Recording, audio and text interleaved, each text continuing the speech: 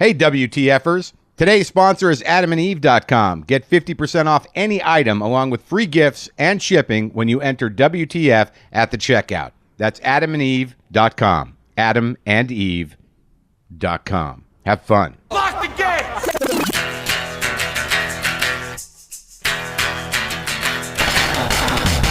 Are we doing this? Really? Wait for it. Are we doing this? Wait for it. How? What the fuck? WTF. And it's also, what the fuck? What's wrong with me? It's time for WTF. What the fuck? With Marc Maron.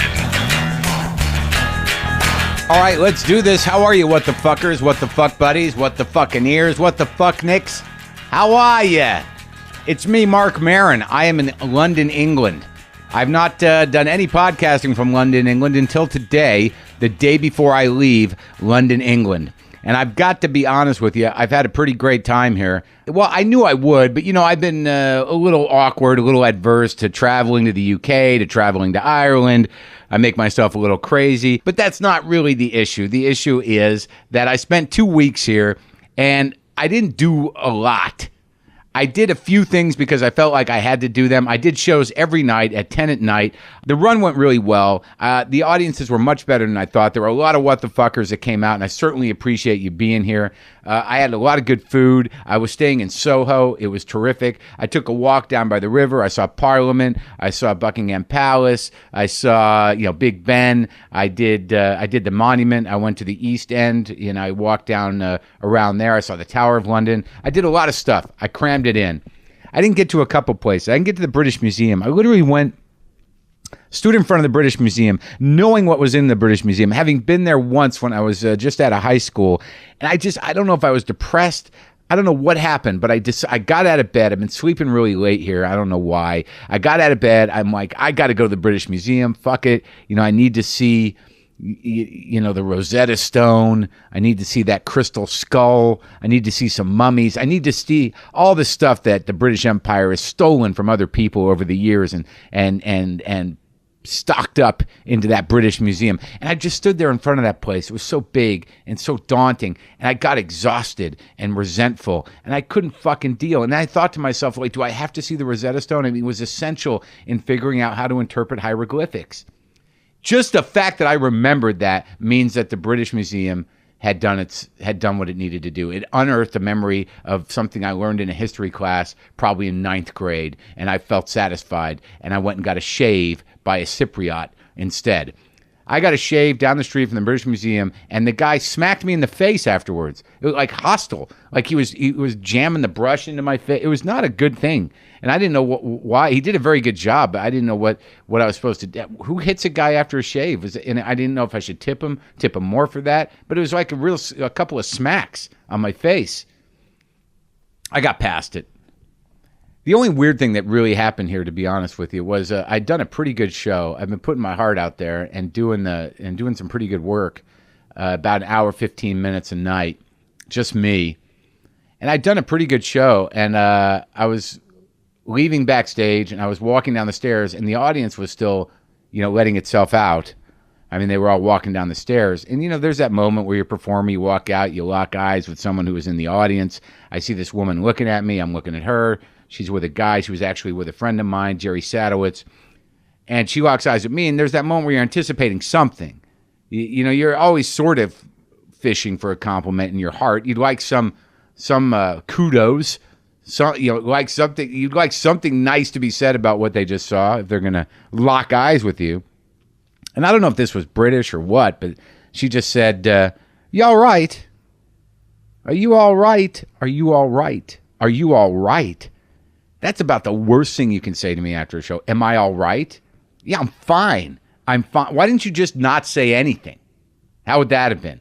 Why not just give me a dirty look? Was that being polite, or didn't matter?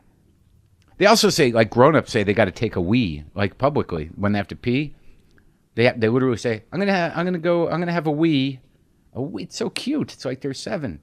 Here they are in just the what's left of centuries of empire. It's just people saying, I've got to take a wee. I'm going to have a wee. Really cute. I was in the same space as a small opera production of La Boheme an updated, very small version of that opera. So the set I was working with was, it looked to be an apartment. It was a sort of an updated, modern version of La Boheme, and it literally looked like the apartment of a few of the girlfriends I had in college. There were paintings strewn about, a guitar, a shitty couch. It looked like it folded out to a bed. There were pictures on the wall. It looked like a shitty artist's apartment. And throughout the run, I improvised in that space about having dated women who lived in those kind of places. And then I sort of condescended to painting, to saying like, we all had this friend or this girlfriend, the painter. Who the fuck dedicates their life to painting? What a ridiculous dream that is.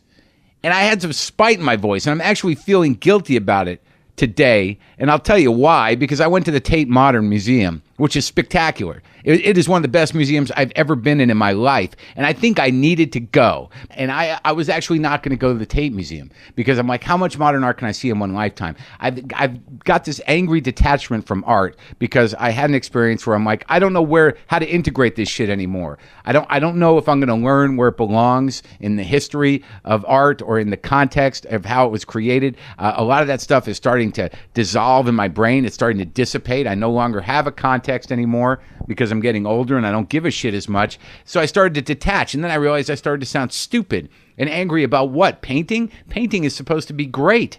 It's supposed to take you to another place. It's supposed to, bring everything together in that moment on that canvas for you to take in and for it to sort of, drop into the empty slots in your brain and blossom something. Art is supposed to punch you in the brain, and it's supposed to stay punched.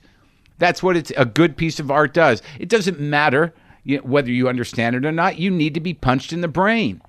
So I went in there, and it was breathtaking. And I don't have that experience very often. This museum is breathtaking. It used to be some sort of power plant, and the bottom floor is where they kept the turbines. So it's this amazingly huge space. And just the structure itself blew me away. And here I was walking through exhibits of artists that I've seen before, but having a completely different experience because of the way they were presented at this museum. Like whole rooms of Gerhard Richter. Gerhard Richter is probably one of the greatest artists of the 20th century, and you're just standing in a room with these massive, almost 10-foot tall abstracts, like 6 of them, punching in the brain from all angles. A whole room of Cy Twombly, just beautiful big red-pink brushstrokes, just smacking your face around, just smacking your brain around. Wake up, man. Look at this. This is fucking poetry. This only happens here on this canvas. This will never happen again anywhere else. You are standing in front of the final piece, and it is done, and it is here. Reckon with it, fuckface.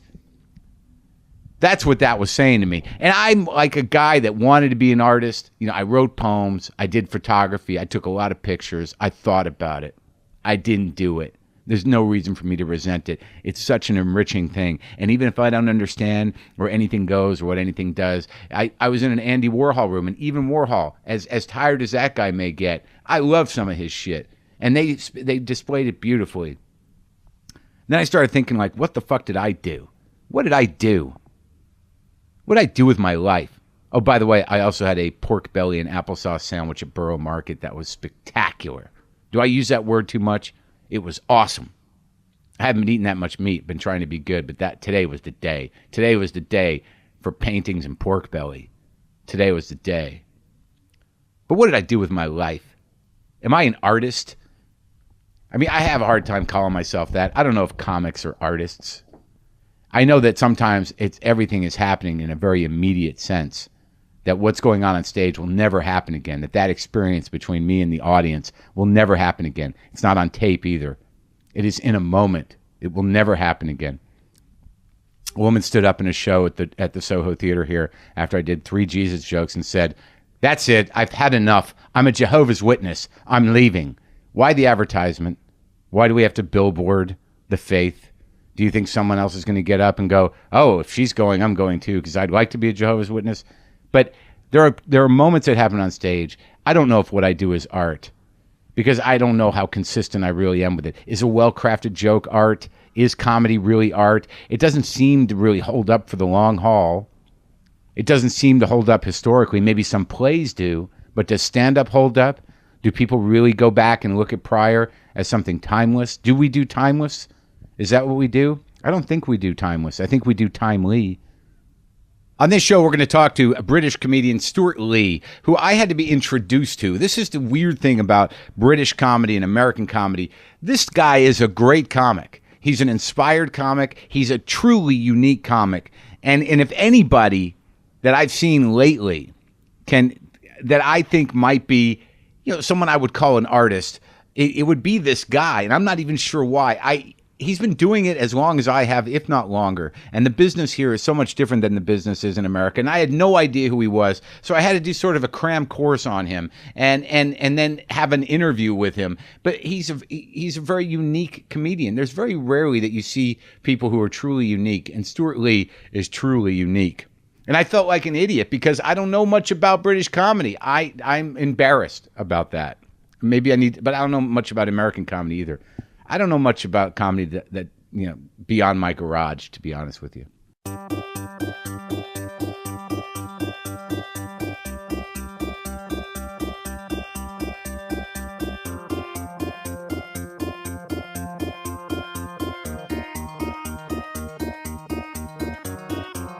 Okay, what the fuckers? I know that some of you are a little uptight.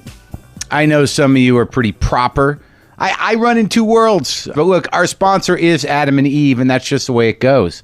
That adamandeve.com. If you go there, look, you can get 50% off any item along with free gifts, free shipping when you enter WTF at the checkout. All right, that's at adamandeve.com. And what they have at adamandeve.com is grown-up stuff.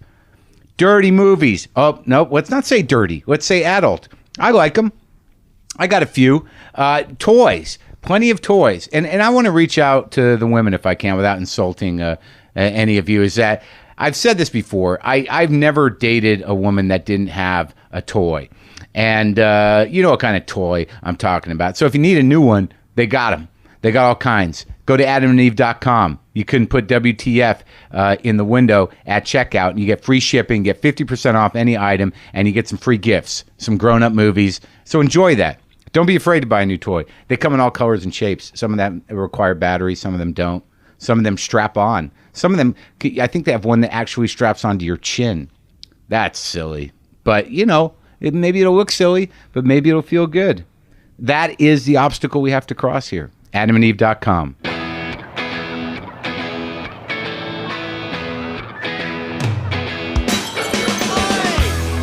In my temporary housing here in London, Stewart Lee, I don't want to say a living legend because I don't like being called that, but certainly a great, unique comedian is here. How are you, Stewart? Fine, thanks for having us. I saw you in Edinburgh in 2007.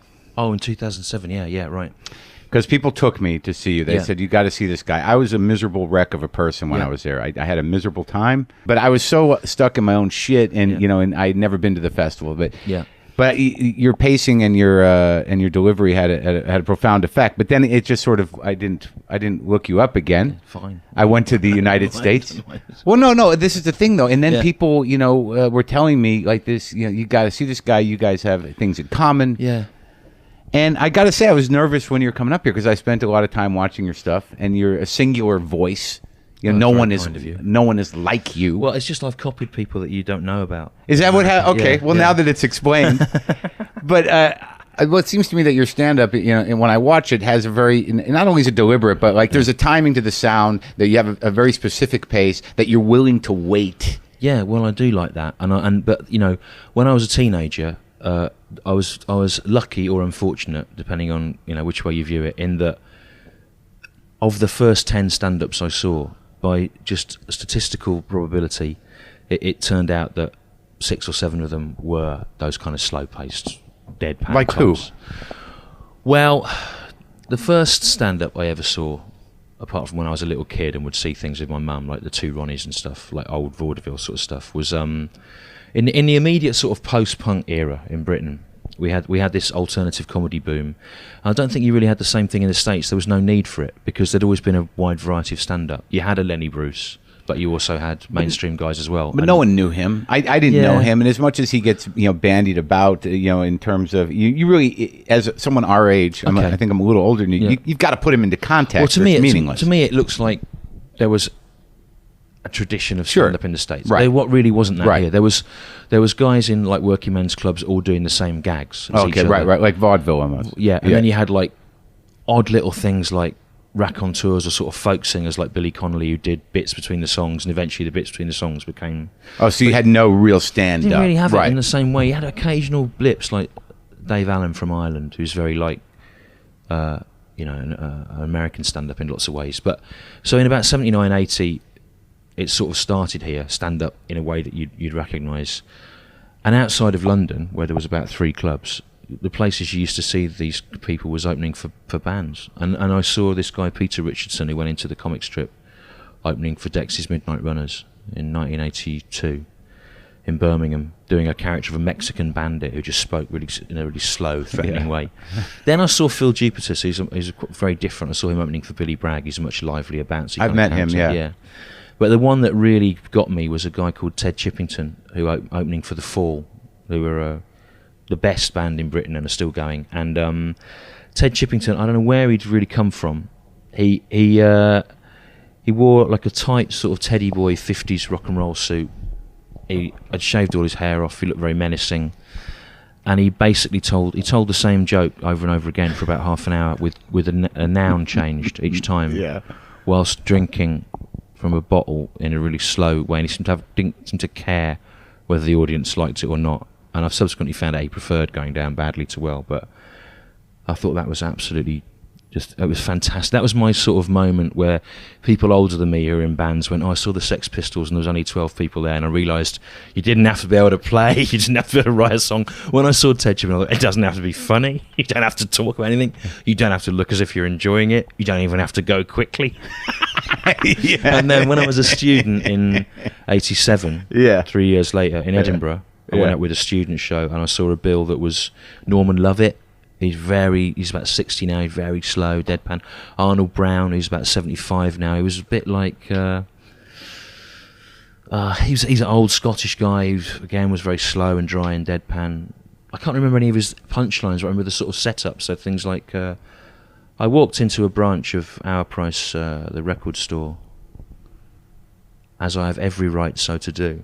Things like that. They'll be full of these unnecessary bits of detail. So it's them two, and then Arthur Smith and Jerry Sadowitz are on the same bill, who aren't the same. But it was just a lot of the early people I saw was slow and weird, and I sort of thought I thought I could do that. But if I'd seen all the upbeat, fast, happy guys talking about sports and girls, I probably wouldn't be here now. Yeah, I was just lucky that I saw all the odd, monotonous people, and I was quite an odd, monotonous child. I think it sort of looked to me like something I could do. Well, it's interesting to me that the reason you saw them and the reason they existed was because the comedy business did not exist here, and that these guys had to be pioneers or freaks to just or oddballs. I don't mean to say freaks in a negative way, to take the position. And it seems to me that because Britain is the way it is, that there's an intimacy to the business and to the power of somebody making an impact.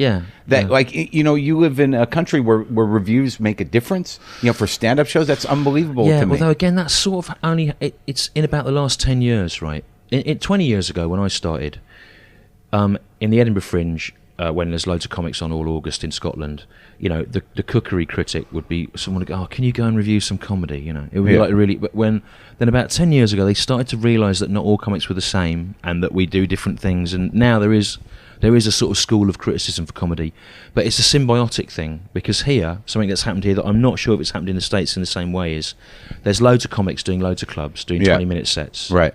Then there's also this kind of viable mid-range circuit where every year you go back to the arts centre in the little provincial town with a new hour and 20 minutes, and maybe with an opening act, and the show's got a different title to last year's, and you're kind of expected to turn it over. You kind of build up a body of work. And there's probably probably 100 odd people doing that, so there's this, then there's the really famous people that now can do Wembley Stadium, right.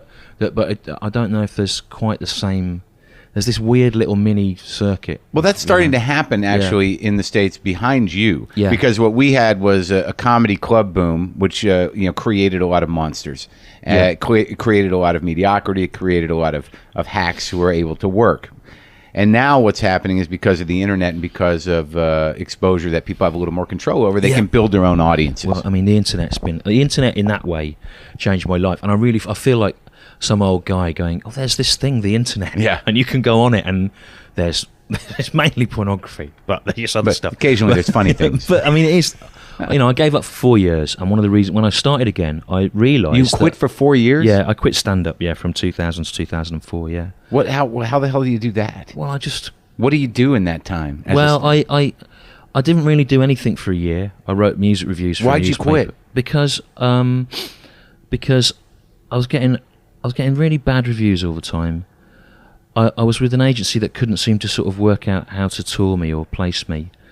I'd keep going to clubs around the country where I'd go down really badly. Why do you think you went down badly? Because, I mean, you're a guy who has control of the craft, and despite the fact that whether they know you or not, you didn't... Was it you or them? I think I'd been doing the same... I think it was a mixture of things of like... We had a comedy boom, right, and that meant people started going to clubs for a night out, and to have chicken in a basket and then a disco afterwards, and I'm not a night out. I know that feeling. I'm definitely not. And I need people to come because they want to see the comedy, rather than as a kind of kind of entree to. I guess we'll go if we can dance later. Yeah. I know. I mean, to know that you're not that guy is a tremendous self-realization. Yeah, I realized I wasn't that guy, but I didn't know what to do about it. And then in the 4 years I had off, I realized that there was a long time. Yeah, I realised there was like MySpace, and there was also this other thing happened where between about 2000 and 2004, between me quitting and coming back, people had started setting up lots of little gigs around London that explicitly weren't a night out. Not mainstream comedy rooms. And they'd give them intimidating names like Book Club or whatever. Almost smart people's room. Yeah, almost like designed to not, like... to alienate idiots. To alienate idiots, yeah. And rather than being tolerated at these, I found that I was welcomed by the people that were booking them, who remembered me from doing like weird culty things when they were teenagers, some of them, and so suddenly the people that had liked me but were in a position of power could suddenly book me or write about me, and it just sort of turned around. Also, in the 4 years I had off, two other things happened, which was, one, I ended up inadvertently becoming sort of well known for something else. I got asked by a composer that I'd worked with to co-write the words for an opera about Jerry Springer. Yeah, right? I read about this. I wish I'd seen it. And that got a lot of good reviews. And I think what that meant was then when I did stand up again, people had to kind of go, well, he must be doing this for a reason, as he's co-written a theatrical hit. So he must be doing this boring stand up like knowingly. He must be on purpose rather than a mistake. The other thing that happened was Ricky Gervais became famous, and Ricky Gervais always cited me and Sean Locke, who's another British stand-up, as his favourite acts. And he was so famous by the time I started doing stand-up again that I said to him, can you give me a quote for a poster? And he did. Said Stewart Lee is the most cliche-free comedian in Britain or something. And suddenly I sold out an Edinburgh run in 5 minutes, and then a Soho Theatre run off the back of that. So it was honestly... I think it was largely down to his patronage, and also to having been involved in this opera, which meant that different kinds of people started coming to see me, theatre people or broadsheet newspaper readers, or you know what I mean? Yeah. Off the back of that. So and then the internet meant I could headhunt my own audience. I could sort of contact them. It totally changed everything.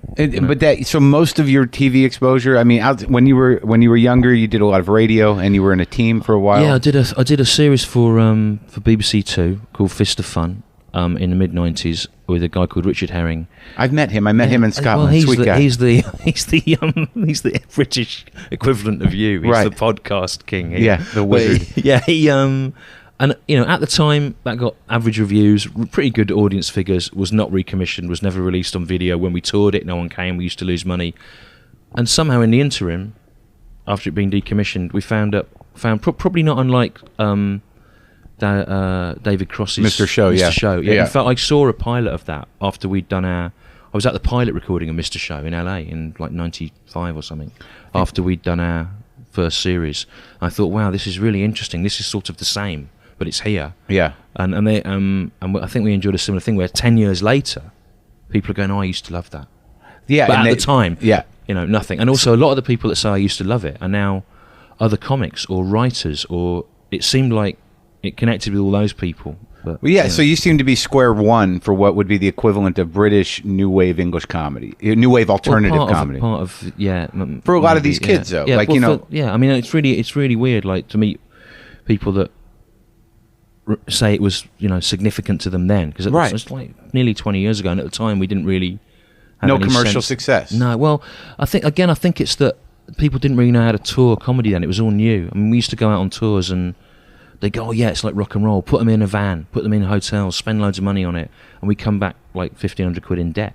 So it was sort of no one quite knew how to do it. Yeah, it wasn't ready. You could do that now. So well now because you can get your following, and you seem to be like, I go online, like I feel like a stupid American in the sense that I don't have any real awareness of the British comedy scene. Yeah. I barely have an awareness of a lot of what's going on in America comedically. But I mean, you're entrenched here. I mean, you've been around a while, and you're very respected. Well, yeah, in both worlds. The back end of it's happened really quickly. I mean, like last night I did a gig in Bridport in a cinema, 450 people. Yeah. And people going, I can't believe you've come to Bridport. And it's exactly the sort of small town that I go and do 400 people in all the time. I don't know why there's this sort of perception now, I think, because of having done a telly series and had lots of good press that I'm, but I mean, 4 years ago I wasn't getting anyone. It's sort of... So you'd go there and no one would come? Yeah, not that. So you're actually just coming into what you've earned.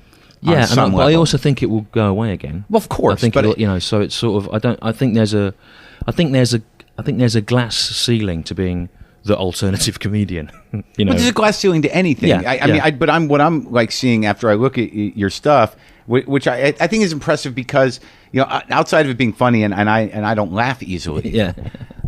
Is that there's a commitment to something higher than just entertaining people, and I don't know whether that's conscious or not, but your style is your style. Yeah. And whether it's taken a long time for people to know it, there seems to be something that like the reason you quit is the reason why you're good. Well, I couldn't carry on trying to get what I did to work in those because places. It was just killing you. The heartbreak of it. Yeah, but now, and I think people would look. I remember a guy coming up to me after I died somewhere. Yeah. And I did all right. I made a living. There were enough places where it did work. Yeah. And just he couldn't believe that I was a comedian. He couldn't believe that I could possibly do it for a living. And I went, well, I've been doing it 12 years. And he's going, you must be like a teacher or something, mucking around. I go, no, it's what. And he wasn't angry. He just was utterly baffled by it. And I think people thought that I just didn't know how to do it, whereas in fact I'd chosen to do something else. My mum had never seen me write until this tour, the last tour I did. She came once. Never? No, she saw me 20 years ago. Just last year? Yeah, doing live stand-up. And she came to an early show in the tour, and she saw the bit where I throw the whole gig and run around for 20 minutes asking people why they don't find it funny and climb up into the balconies and look like having a breakdown. And she saw the 10-minute bit where nothing seems to be working, and afterwards she was talking to me. She was saying it must be very difficult to do, and she didn't really say anything. And I thought, you think that was a failure, right? And I couldn't, and I'd lost control of the room. Then she came to see it again on the tour, where I stage managed most of the same things. Yeah. And then thought it was really good because she realised it was a performance. Right. Rather than a man who couldn't do comedy. Doing it wrong. And I kind of think you get this. I mean, again, it's pretentious and self-aggrandising for us, I think, to compare ourselves to jazz musicians. But not many people do. But I mean, it's impressive that you know about jazz enough. No, but it's that kind of thing where people go, they can't play, it's rubbish. But then if they suddenly do play and show that they can, then those people have to then view what sounded like mess and chaos differently because it's a result of a decision rather than an accident. Do you improvise a lot though, at all? Well, I do. I try and build as much in as I can, whilst at the same time hanging on to the story. But the problem with it is, like these days, I'll do a month in Edinburgh every year in August, then I'll do 2 months in London, I'll do 3 months on the road.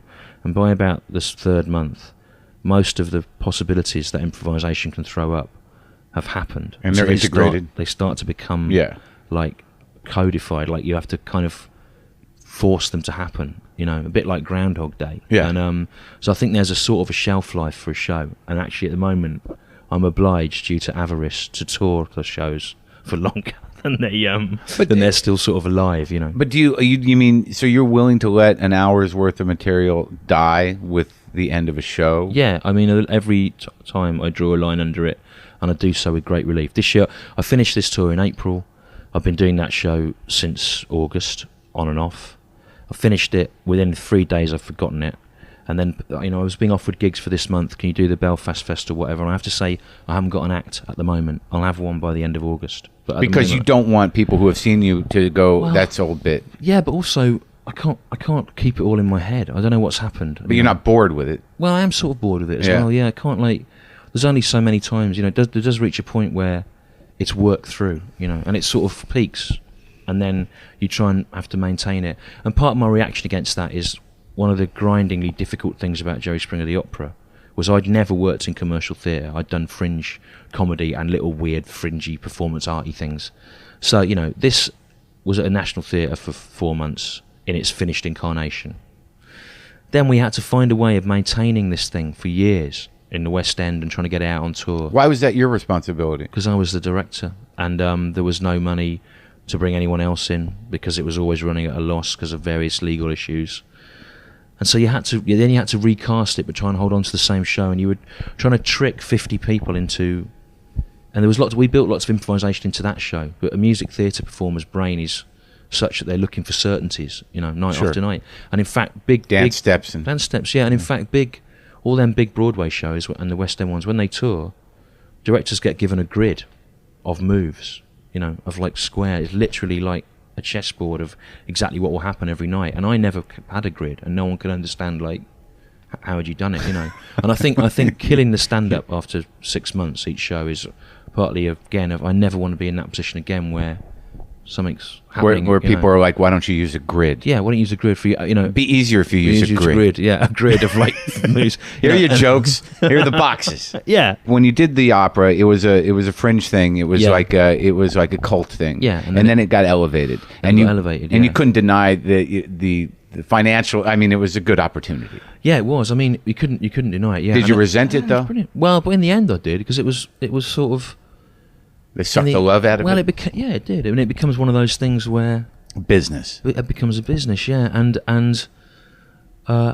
in the end, it was effectively closed down by the Christian right, who took against it and kind of made it very difficult to tour. How did they get a legal case against you? I mean, because until last year, there was blasphemy was a statute on British law. Until last year. Yeah, until about 18 months ago. So you're a guy that obviously has, after watching your material, your own issues with dogma and religion. Yeah. And so and you were actually in a medieval scenario for something that you helped create. Yeah, I mean, it was amazing. What happened?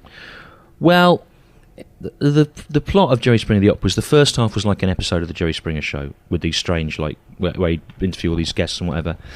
Then he gets shot by a Ku Klux Klan bloke at the end of the first half, and then in the second half he wakes up in hell where he replays the whole thing again, but all the guests that from the first half come back as these religious figures, and he's basically asked to mediate between Adam and Eve or whatever, and God and Jesus and that's whatever. Pretty genius. And if he doesn't solve it, if he doesn't manage to make the devil friends with God again, then he has to go to hell. Now, how much of that was your creation? Well, it was me and the composer. We were looking for we wanted to, we wanted to say something about everyone's kind of culpability in the success of Jerry, those sorts of, and also about the fact that everyone sneers at, for want of a better word, trailer trash, right?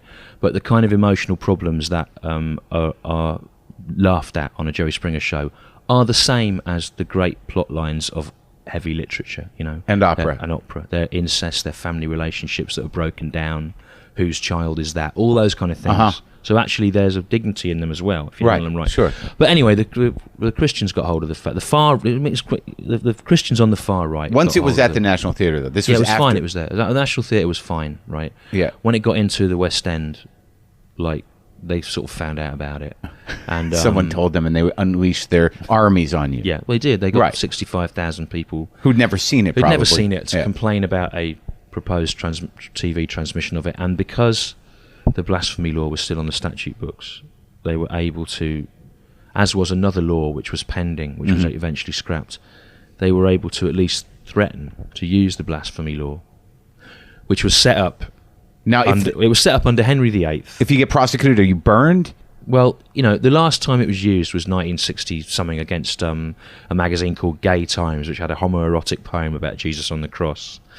And which actually weirdly has a relationship with a Dark Ages religious poem called The Dream of the Rood, which is a very self-consciously homoerotic depiction of the cross that Jesus was crucified on. So it kind of, anyway, blah blah blah. There's a lot of that homoerotic literature in the Old Testament. Song of Solomon is a little. Yeah. Anyway, they I don't know what would have happened. Is the answer clearly in now? You're not going to send you to prison for it. So it created a difficult thing. In the end, the case was thrown out of court, but they were able to give venues and shops, venues that might have taken the show, or shops that might have stocked the DVD of it, the impression that it was actionable. So it kind of finished it off. Or else that they would not shop there. Yeah, they would not shop there. Yeah, that happens in the States. Yeah, and a lot of the big places dropped it, and then a lot of the venues dropped it as well. So and so one of the reasons for going beyond the National Theatre with it was that with these shows, if you have one that was as well received as ours is, normally you get to do a franchise of it in every capital city around the world with your grid, with whoever the local star is playing. The French bloke who's a bit like Jerry Springer would play Jerry Springer in Paris, and Harvey Keitel was supposed to do it in New York. He did it for 2 nights of a workshop of it, and obviously that is an income for life, But actually what happened was it wasn't really, you just couldn't, they just sort of finished it off really by complaining about it, and people had to go into hiding because the police told them there were threats against them and stuff like that. Actors? The producers and the BBC people that said they'd put it on telly. Yeah, we have these religious wackos in the States as well. So it killed the chances for the show. It did really, yeah. But you know what, it was also, but actually when I look back on it now, the bizarre thing is, I sort of don't really mind, because I think it saved me from having to live my life in the world of commercial theatre. And I think it threw me back on the rocks and meant that I had to come up with something else. This is the second time you were on the rocks. The first time it was self-exile. Yeah. And it meant I had to, and I've just written a book about doing stand-up, and one of the points that I make is when I went back to stand-up in 2004, it's not like when that little film about Seinfeld, when he goes, I wonder what it would be like to go and be a comedian again, and goes around and doesn't need to because he's got a house in the Hollywood Hills and Seinfeld's on rotation forever. Yeah, you're at the end of your rope. I was at the end of my rope. I was 36. Nothing I'd done had worked out, and I was getting to that age where it's very difficult to start anything. Broke?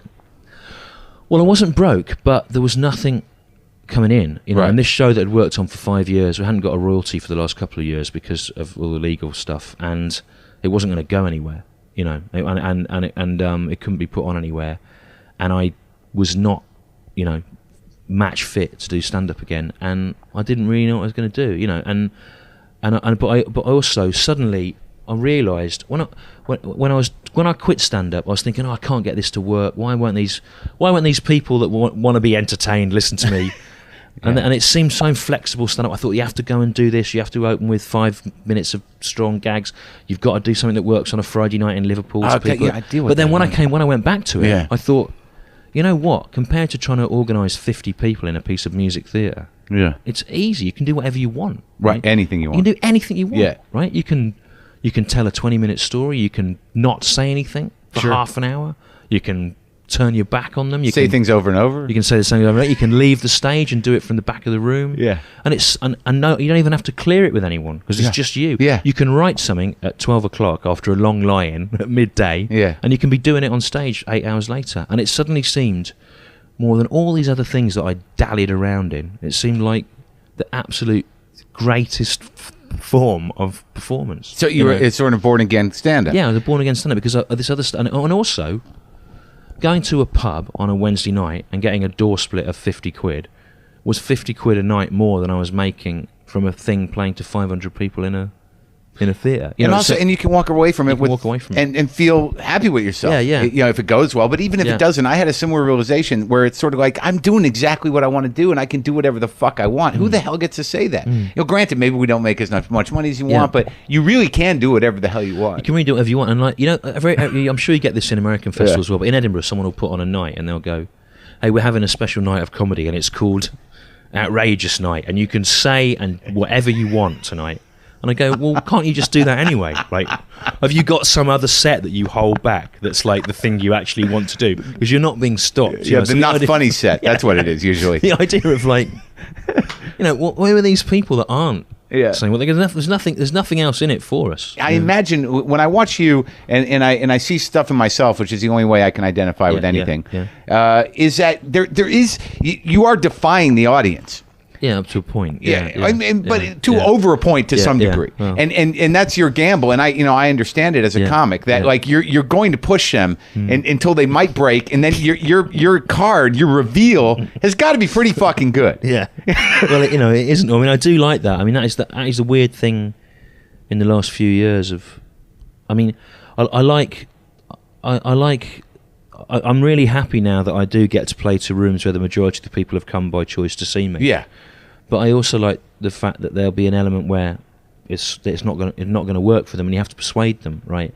And it becomes increasingly hard to contrive as more people know I am, and more people that like me come to see me. So you be in like Nottingham or somewhere, and 60% of the people have come to see you. The other 40% have come to see some comedy, just comedy, and half of that 40% don't like you. Yeah. Right? And on the last tour, I had a whole bit about this kind of theatre, comedy of cruelty, about how there's this kind of thing where everyone can make fun of the handicapped and the blind now, and is that right? And people that are into that kind of thing would be really irritated that I was taking the piss out of it, and then you'd have to kind of win them round. But then so every night on that tour, I'd have a battle against 20% of the room at least. Yeah. There's a bit they wouldn't like, and I got them around. But then when I did, at the end of the tour, I did the National Theatre in London, and I played to an absolute textbook audience of London Guardian reading middle-class liberals. And as soon as I started on this bit, everyone got it immediately and applauded and went, well done. How refreshing to hear someone say that. And there was not a single pocket of dissent in the room. So consequently... How did that feel? Well, it was not much fun, because it just sort of went like smooth, and there was there was nothing at stake, right? So I sort of and you resented them for liking you, didn't you? Sort of, yeah. And I missed. I was thinking, oh, what a shame there aren't some like skinheads in, But on the other hand, I really hate wasting people's time, because I've got a 3-year-old boy now, and like for me and my wife to go out, it's a military operation. We need to get babysitters and I feel really bad for like people that have come in good faith to see some comedy, and have got a babysitter if they're middle aged and got kids and have gone out and then get me and it wasn't what they wanted. And that's one of the reasons when you saw me in Edinburgh and I was doing that tent, I shouldn't have been in that venue in that tent, because that was like where people went for a night out. But let me ask you something in relation to that, because you bring up your child, you bring up where you've been as a person, and that do you not see? I have to assume that even watching some of the TV vehicle, your most recent TV show, that you like sticking it to them a little bit, as I do too, challenging people. Now, but you have a big heart about it, so you actually are empathetic with people that are not going to understand you, and. Well. But do you find that there was a time where you used to say, like, you don't understand me, go fuck yourself? Absolutely, and I'm really embarrassed about it, and when in my 20s, well, longer than that, and as recent, until sort of when I quit, I'd get a sort of stupid pleasure in the fact that half the room weren't getting it. I'd be pleased, and I'd be thinking, you squares, and now I just think. Did you walk rooms? Were you the person that was like, go ahead, leave? Yeah, that's the kind of thing. Yeah, or you'd like really, you'd enjoy putting them down if they started on you. Whereas now I try to absorb heckles like a soft target. Like last night. Engage in conversation, perhaps, and like go look. Last night in Bridport, I was in Bridport, and the guy was hating it. And I was. What did he say? He was going, boring, and then he was going, get on with it. Oh, no! And I went, look, this is it. I said, this is how I speak. It goes at this pace. There's nothing I can do about it. This is my act. And he was going, get on with it. And I went, what you want? You want more of what you don't like, but I never picked on him. I tried to, like, keep it soft, right? Because I don't feel it's their fault. And having made the television program and sat and edited 3 hours of myself with the editors on this street, actually, further up this street, for 4 weeks, I can understand how infuriating it would be to watch me if you didn't like me. Because there's nothing to get hold of. The bloke was going, there's no jokes. I thought, yeah, he's right, there aren't. And he's come out in this little town in Dorset for a night out, and he's stuck in this thing. He hates it. and all the people around him are really laughing. It must be infuriating. Because in order to fight the fact that he's stupid, not necessarily stupid, but doesn't understand, it's infuriating on two levels. I don't understand why they're laughing at him, and why am I not laughing with everybody else? Yeah. You know, it's very lonely. It's a lonely, angry place, Stewart. Yeah. But you're absolutely right. I did go through that thing when I was young of I think, they didn't like it, yeah. And now I try to, when I put quotes on a poster, I put 3 quotes on a poster, and one of them will always be, I've got many quotes from many papers that say things. I'll put on the worst comedian in Britain, as funny as bubonic plague, The Sun. Mm-hmm. I'll put that on a poster. I put, his whole tone is one of smug, patronising contempt, the Birmingham Mercury. I put that on so that people, it's like a warning. It's like, look, you might not like this. So if you want an absolute dead cert fun night out, don't come. But yeah, right. I've done my best to stop them coming. But you are like a real stand-up comic. And I've always felt that there's a difference between a comedian and a stand-up comedian. Yeah. That when I watch you, I don't think alternative, I don't think anything. I just think, great comedian, Bob Newhart or anybody that has, a tone that owns their own space up there. Yeah, I mean, I don't want to be an actor or, I'm not in this as a means to an end. Right, this is what we do. Yeah, because a lot of the comics I love these guys that can write these brilliant one-liners, and even someone who was like off beam or had a weird style like Mitch Hedberg. In the core of that, there was loads of good jokes, right? But I also really like people where it's all about who they are and where they're coming from, and you couldn't take that line and give it to someone else. Couldn't take anything, and you couldn't take that story and give it to someone else. That's one of the things I thought was great about Paul Provenz's film, The Aristocrats, where Paul Provenza and Penn Jillette was great.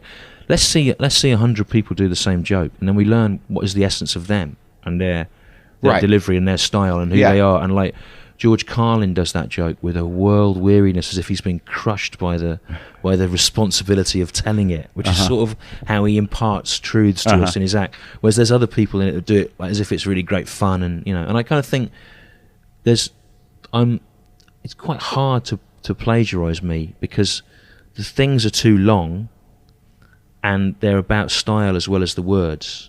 It would be impossible, because so much of it is about rhythm, and so much of it is about timing, and so much of it, it would be impossible. And and that also makes me think that maybe that the sort of artistic endpoint of stand-up is, it's really great, people can write all these jokes, but really a joke can be written down and retold, and maybe we should be thinking in sort of 3 dimensions about what we do. It's not just about words, it's about sound, how they're delivered, rhythm, and who are you as well, and who's saying this joke and what point of view is informing it. That's right. That is the art. That's where it comes into. And that's why all these discussions about taste are sort of spurious, because a bad taste joke, or a supposedly bad taste joke, doesn't exist in isolation from who's told it.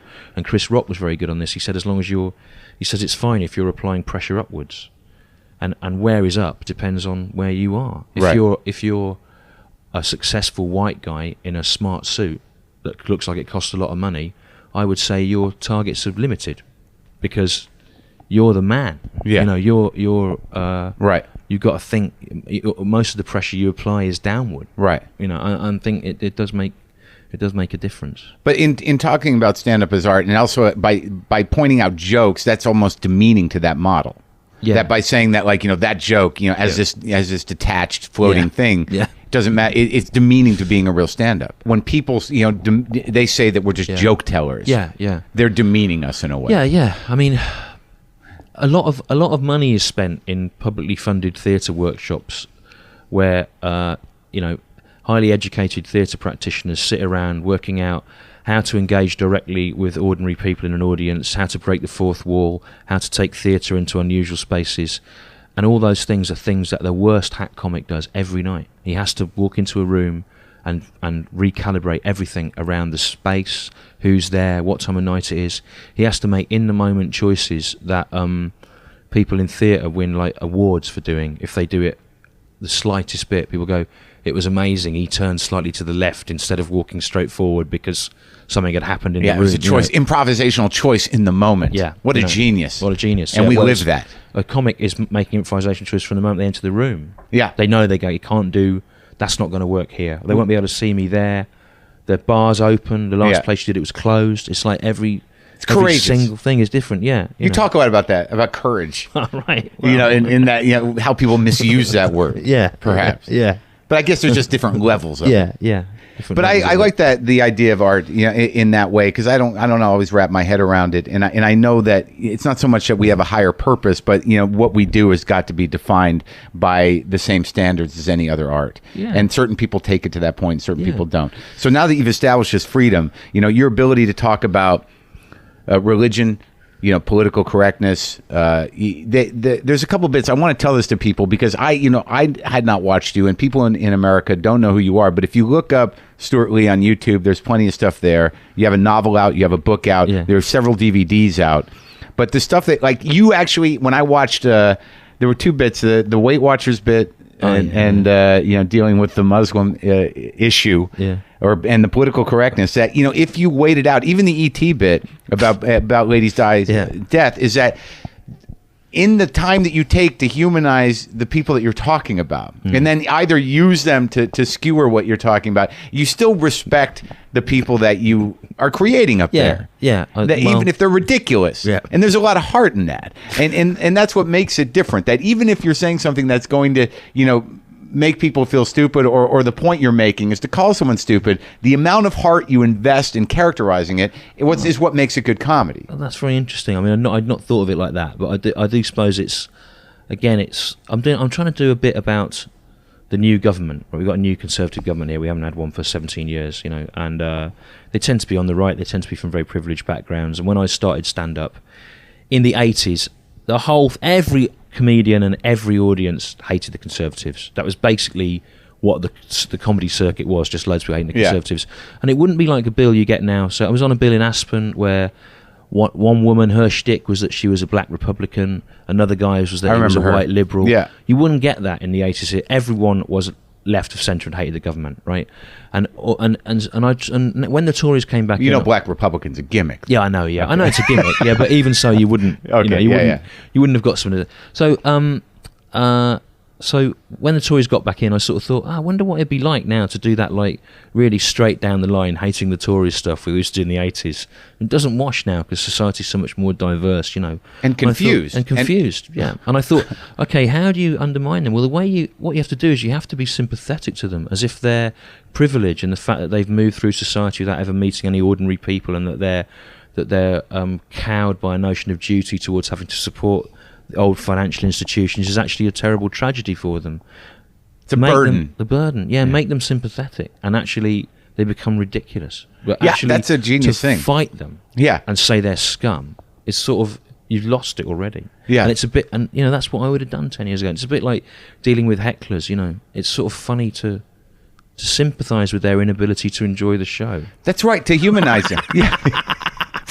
Right. And to apologise. It must be very difficult for you. Yeah. It's so sad. I do apologise that this is what I do, and it's not possible for me to change it. Yeah. But that's really more in line with your style. Yeah. That I think that there was a time when you were younger where your style was your style, and your anger about it not being received was that. Yeah. And now you because of your confidence and the humility that you acquire just from living, you start to be able to empathize. Yeah. Well, you do start to be able to empathize. Yeah, and I think it's. But I also think giving up and then starting again and realizing how grateful you are to be able to be a comic was really important. The other thing is actually, in the 90s, this phrase got bandied around here by one particular journalist, Janet Street Porter. Comedy is the new rock and roll. And what had happened basically was there was a couple of stand-ups in the early 90s who were good looking enough to be photographed for magazines in general, for fiction in general, and looked like they could have been in an indie rock band, And you were one of them? No, but I was the second wave of that, and like I was there was a whole bunch of us that we would have been in a feature about these new comics in a magazine. I was in one of those in the States, yeah. You know what I mean? And you'd be photographed in the way that someone in a band would normally. Yeah, kind of like with the stance. Yeah, with a cigarette or something. Yeah, I think there was one in New York Magazine with me, Louis C.K., Sarah Silverman, and Dave Attell. That's exactly the sort of thing I'm talking about. Yeah, where I'm coming from. Anyway, they give you an outfit to wear. Yeah, and anyway, I was from that generation, and then by the time when I gave up, I was 31 or something, 32, and it was sort of like, I was getting these reviews going, oh, he used to look like Morrissey and now he's a bit puffy around the face and it doesn't really wash and his quiff's wilted and he's still dressed like a indie rock student from 1989. In the 4 years I had off, I put on about 2 stone, I don't know what that is in pounds, a lot, and I went grey. And when I came back, I was allowed to be miserable and clever. Whereas as in your 20s, when you're thin and can get away with a pair of leather trousers, it looks like an affectation. You know what I mean? I actually think some people in all areas of the arts and in life, they grow into the shape that suits who they are. And finally, hopefully, and like, or they leave it. You know, it happens to, like, you know, it doesn't work anymore what you're saying because you don't look right for it, or suddenly what you were saying that never works because you're heavier and older and greyer. And I think with me, look what life has done to him. Yeah, exactly. We like him now. We like him now. You know, he's entitled to look. Frank Skinner said to me, "Your act will never work." He said to me in your 20s because you don't look, you know, bedraggled. You don't look. You look too healthy and young to feel like that. And it was like an affectation. You know, it was like an affectation of a cynical affectation, a cynical, affected look at the world. But also we're just dressing the way we want to dress. I mean, like I look at I imagine that if you look at yourself when you were younger, you're probably saying like, that's a ridiculous jacket. Yeah. It was just at the time you thought it was a good decision. Yeah. Can I ask you a couple of specific comedy questions? Yeah. In watching the TV vehicle that I saw, there's a sketch piece about a fictional comic called Dill Spinks. Yeah. Now, you know, I know the level of which Hicks is revered here. You know, I knew Bill a bit back in the day. I certainly know about him and his material. Now, that was clearly based on him. Yeah, partly but go on. But, you know, my first reaction was like, he's taking the piss out of Bill and the Bill legacy. But then I started to realize that, you know, if I'm not misunderstanding it, what you're taking the piss out of is the myth of Bill. Yeah, and the perception of someone, like when they die, they can be made to support this weight of mythologizing. And I think it's something he would have seen through immediately himself. Right. Well, it took me a second, but I did see it. And he also becomes one of these people that people that don't know anything about stand-up go, I don't really like stand-up. I like Bill Hicks, though, he's fantastic. And you go, well, there's loads of people, you know, just because like he's on the sleeve of a Tool album doesn't mean like he's the only one, you know. But the other thing very specifically that was about was in 1995, Kevin Eldon, who's a comedy actor, and Ben Moore, he's like someone like David Sedaris, he's one of these kind of blokes. Sure. Is that his guy's name? David Sedaris, who writes. Yeah. We went on a road trip in the States for a month, and we went to San Francisco where we knew Harmon Leon, you know, and he was writing Might then, that became McSweeney's after he left, and the guy who's in Flight of the Conchords, Arch, Arch Barker, yeah. And anyway, we hung around with a lot of comics in San Francisco for about a week, and there was this guy, and I forget his name, and he was always talking to Harmon and Arch. He was saying, I'm doing the Chuckle Hut tonight, you know, do you think I should do my mouse bit? And they were going, I don't know how it would work there. Then we'd see him the next day, and he'd go, how did the mouse bit go? And he'd go, it went all right, but I'm doing so-and-so tonight. Do you think the mouse bit will work at the Laugh Factory? And they were going, I don't know if it would work there. And like, we never saw the mouse bit. Right. And what we used to do for the rest of the trip was we would improvise in the car various different takes on different American stand-up styles doing the mouse bit. With the mouse bit you're making up. Yeah. We're making, and the one we had the most fun with was the Bill Hicks type. Yeah. Sort of angry mouse hating mice. And Kevin was particularly good at it. And so years later, that's sort of where that's from is. And the other thing that is also about those cheap documentaries where they've got no footage and they have to keep going back to the same little bit over and over again and like vision mixing it differently or whatever. So, you know, it was sort of about that, but it was also it was really about this, how the dead comedian becomes a sort of symbol for things that they probably would have found ridiculous in their own life, you know. And like how many times he wasn't a comic. He was a preacher, he was a prophet. A poet. No, he wasn't. He was a comic. And actually, you should be proud to be a comic, rather than thinking that it's dignified by comparing yourself to a poet or a preacher. There's bad preachers. There's bad poets. Sure. There's some pretty bad prophets. Yeah. Right. Yeah, most of them. Most of them, right? So it's Turned sort out to be crackpots. actually, they should be flattered by the comparison to. Yeah. You don't justify Bill Hicks by saying he's like something else. Right. You say actually he's the top of the game of being stand-up. Yeah. You know, he's not. Yeah, he's not. And Simon Munnery's got a really funny line. You must see Simon. You know, he got a review saying Simon Munnery's act is the closest comedy comes to art, right? And then he drew a Venn diagram on a board.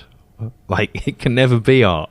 Yeah. There's a gap, right? Yeah. There's a gap between comedy and art. And he said he's decided to give up doing comedy and instead try and be shit art, which is really funny. Like, a good comedy will never be art. It's going to be right at the bottom of it. You know? Sure. It's really funny. Do you believe that? No, I don't. I think that like I said, I think the worst hacky comic that we would all sneer about behind closed doors is making choices and doing things in the moment that are beyond theatre. that are beyond most practitioners of other areas of the arts who you know largely play it safe. A rock band is protected by volume And other guys. and other guys, yeah, and a theatre show is protected by the decorum of the theatre. Sure. We're exposed, Acts. Yeah. and we're made to. We're commandos. Yeah. We're art commandos. Art He's more assassins. You're more than a comedian. You're like an assassin. Yeah, or a that's what commando. we're going in. We're undercover of a facade that's hiding our pain and fear, and we're here to do some damage. Yeah. This is all good stuff, and I hope people go watch the Stewart Lee stuff. Two things seem to have happened to you in the last 5 or so years that must have changed your heart significantly, because there is definitely a difference between your tone as a young man and your tone now. You had a child, and you also found out who your real father was. The bit you're talking about is I found that, you know, I looked at the paperwork and then I was able to. You were adopted. Yeah, I was able, but I haven't found out. But I You were just able to decipher that you were Scottish. A bit. Yeah, I mean, I thought I was, but I don't know now. It was because it was. Oh no! It was Church of Scotland on the thing, you know. So I wrote a load of stuff about that. But I think it maybe is something that chips away at you at the back of your mind. I think an interesting thing about being adopted in the '60s in Britain was there was a degree of social engineering in it. And if you were adopted in the '60s in Britain, and there weren't many adoptions after April '68 because the abortion law was loosened up. So there's a kind of glut of people my age who couldn't be gotten rid of, and I'm allowed to make that joke. You can't be offended by that because I'm affected by it. But it was a degree of social engineering where you were placed at the exact centre of society because the charities or whatever that were doing it, they didn't want to make you like poor, and they didn't want to make you a spoiled rich kid, so you were placed at the exact centre of society. And I sort of think there's an anonymity about it. Like I can't do what a lot of comics do, where they go, "Oh, I've got an Irish background, therefore I'm like this, and I'm not working class, and I'm not like privileged. I'm statistically from the exact centre of society, and I don't know what my racial or ancestral heritage is, and I like the neutrality of it." And when I first came to London in '89 to do stand-up, one of the things that comics coming to London do is they make an act that's about where they're from in Britain. If you're from Liverpool, you can talk like that and talk about stealing cars. And if you were from Newcastle, you talk about how no one wears a shirt and it's really cold. And there were all sorts of different things. And I fought off the Midlands accent that I had and tried to become like nothing. And I think that's partly to do with being adopted and partly to do with the social experiment of knowing that you are exact statistical norm. Yeah. And trying to like look at things from that. Yeah. And to not fall back on being informed by anything. That blank slate, tabula rasa. Yeah. And that worked for you. I think so, yeah. And I mean, it's sort of what's weird now. My wife's just pointed this out. Is that some of the stuff that I do has started to. I have to be a bit more careful with it, because if I'm complaining about a particular thing, I used to be just a nobody complaining about it, but now I'm a guy who's had a TV series, and the perception of you is are you ungrateful? Are you jealous? What are you? You know what I mean? Temper it with your humility. With humility, yeah. So that's a weird thing. It's sort of finally there's something that is attached to you, which is that he's off the telly, and though it does change you're elevated now. Yeah. You're elevated, which and means you're a success. Yeah, which means you don't have the same freedom to be pissed off. Yeah, because you're one of those guys Chris Rock was talking about. Yeah, exactly. Yeah, I mean, does it bother you? Oh, it does a bit. Yeah. So I mean, you just have to find a way around it. You have to make yourself seem arguably more unreasonable and absurd, I think, and they kind of accept it. And weirdly, that problem is solved when you have a child, because I couldn't, having had a kid, I couldn't carry on with the same degree of cynicism about the world, because you have to hope on some level that it will improve. Well, because you're made to be a stakeholder in it. But also, isn't there, like, because there are comics now, there's a popular trend to go the other way with children. Oh yeah, and hate it and moan about it. To moan about it, and also to continue to be bleak. Yeah. Now, it seems to me that the real humanity of having a kid is that somehow or another you are forced, as a selfish person, certainly as a comic, to be selfless and also to take that final step of maturity in taking that responsibility and also feeling your heart open to that experience. Yeah. Whereas opposed to some people, it's like, oh, what a fucking chore. Yeah. Well, I wouldn't recommend that any comics listening with writer's block, have a child as an attempt to solve it. But right. I do think that it's, in as much as you don't have the time to write and whatever, it does mean that I'm not going to go on and do like an hour about changing nappies, and you'll figure out a way to approach it. It does change the way you look at things. Well, I mean, it seems to coincide with this empathy that you have now for people that don't understand you or resent you. Well, I got to tell you, Stewart, it's been a pleasure getting to know you, and I appreciate you doing this. Oh, it's really great. Thanks a lot.